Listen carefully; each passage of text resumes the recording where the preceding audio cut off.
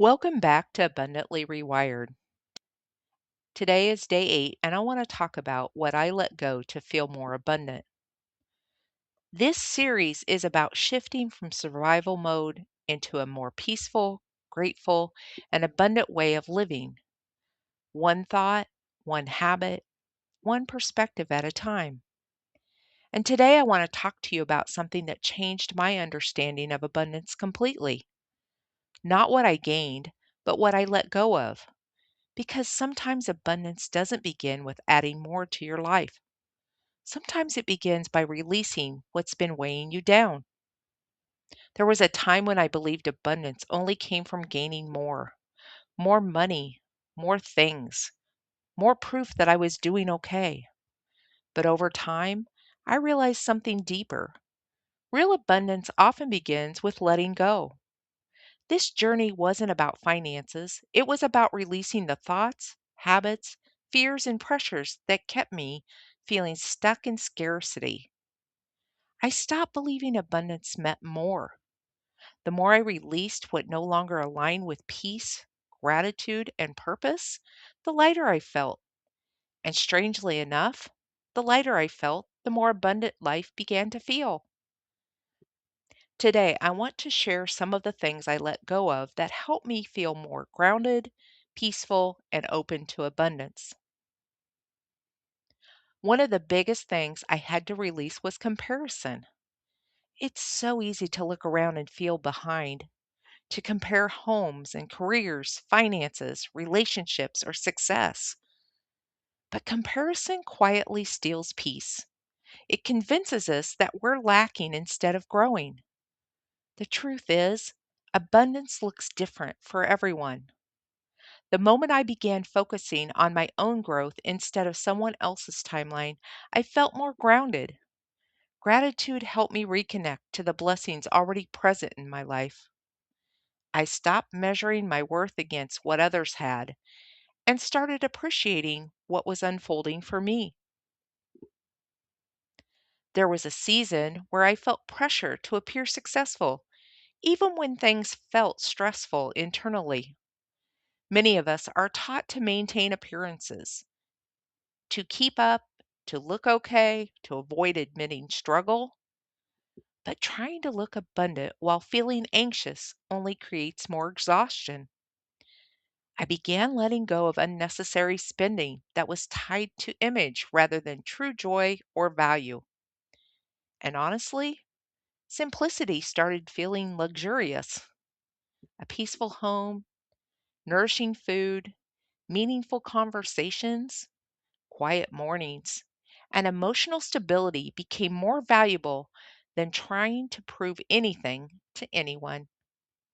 Real abundance is not performance, it's peace. Scarcity thinking can become so normal that we don't even realize we're carrying it. Thoughts like, there's never enough, I'll always struggle, I can't get ahead. Over time, those thoughts shape how we feel, how we act, and what we expect from life. I started paying attention to my inner dialogue and gently shifting it, not through toxic positivity, not by pretending everything was perfect, but by intentionally noticing what was already present. A meal on the table, a supportive conversation, a peaceful moment, a small win. Gratitude helped retrain my focus from constant lack to present abundance. And slowly, my mindset began to change. Financial struggle can carry a lot of shame. Sometimes we feel embarrassed by debt, stress, mistakes, or seasons where life simply became overwhelming. But shame keeps us stuck in silence. One of the most healing things I did was stop judging myself so harshly. I began speaking to myself with more compassion and honesty. I realized that struggling financially did not make me a failure. It made me human. And from that place of honesty, I could finally begin making healthier decisions without fear or self punishment guiding me. Healing financially also means healing emotionally. One of the hardest lessons was learning that I could not force every outcome. Sometimes abundance unfolds slowly. Sometimes healing takes time.